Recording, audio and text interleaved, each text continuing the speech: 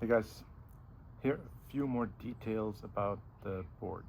I'm going to take it apart and we'll look at how it's built. All the screws came out really easily.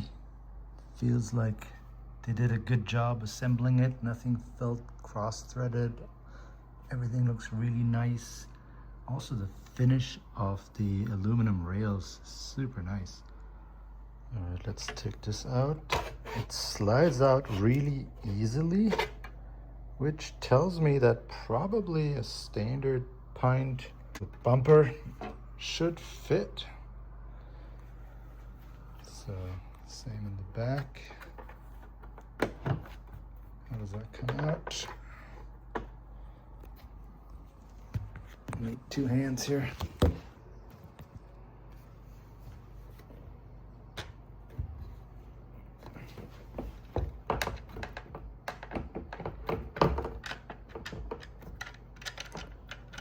Not sure how this comes out. Okay, we'll get to that later.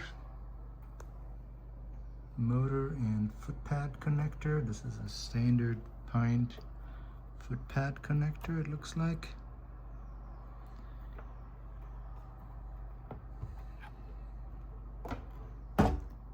So here is the foot pad. So I should be able to just use a regular Pint foot pad, and same in the rear. This top lid feels really solid, thick aluminum, very nice. And check out the front. It's a all clear controller box, super cool. Actually, an all clear lid, and then the bottom is aluminum with that heatsink that's exposed to air. Ooh, I like the XT60 design here. So this is basically the ADV 200 controller, but slightly redesigned, just with that XT60 on board. But the LCM also looks a little different. It no longer has the bigger 2mm connectors, but only the JST GH 1.25mm connectors. So that's a little different. And then, yeah, motor connector and foot pad connector in the front. Very cool. And it was kind enough to not use the 5-point security Torx screws, but just regular 6-point Torx screws. And I think it's the same ones because it's a Pint, so the same tool will undo all the screws. Very nice. Cool. Let's power it on one more time just to see it in all its glory.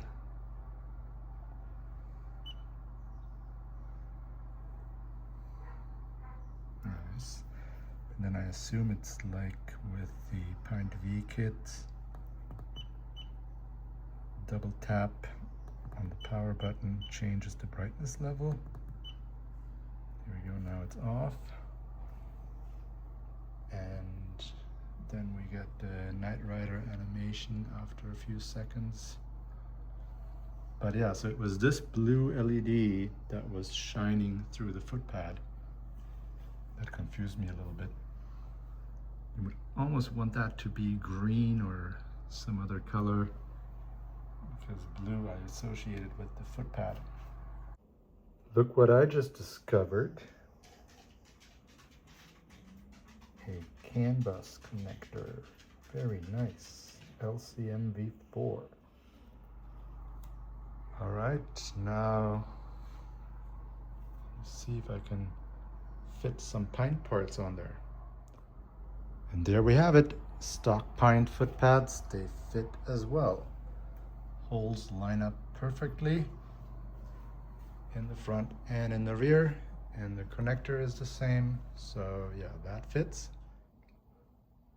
Here, a side-by-side comparison of the Pint foot pad and the Atom one.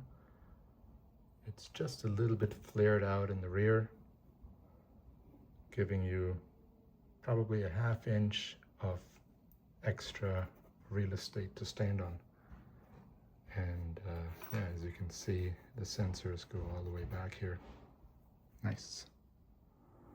So I have to admit, I've taken the rails off and I still don't know how to take the bumper off. All right, I figured it out. I haven't taken a Pint X apart in forever, so it was a sliding mechanism. So that was the trick. But probably no news to anybody who has a Pint X. All right, mystery solved. But I would say those are pretty much Pint X bumpers, shape-wise. I would imagine that standard Pint X bumpers would fit me. Let's see about the bumper. People want to know because of bang bumpers, and I would say they are going to fit. So here is a difference between the Pint bumper and the Atom bumper. You see this wall right here? Does not exist here. So maybe that will be the reason why it will not fit out of the box. All right, moment of truth.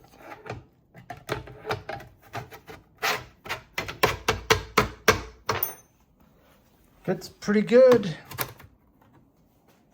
No problem at all. So Pint bumpers definitely fit.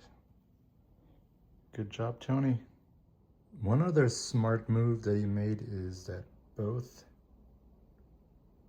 rails, they seem to be identical. I don't know if that's the case for the Pint. I didn't think that it was, but...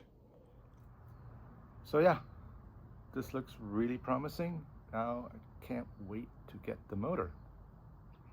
See you guys.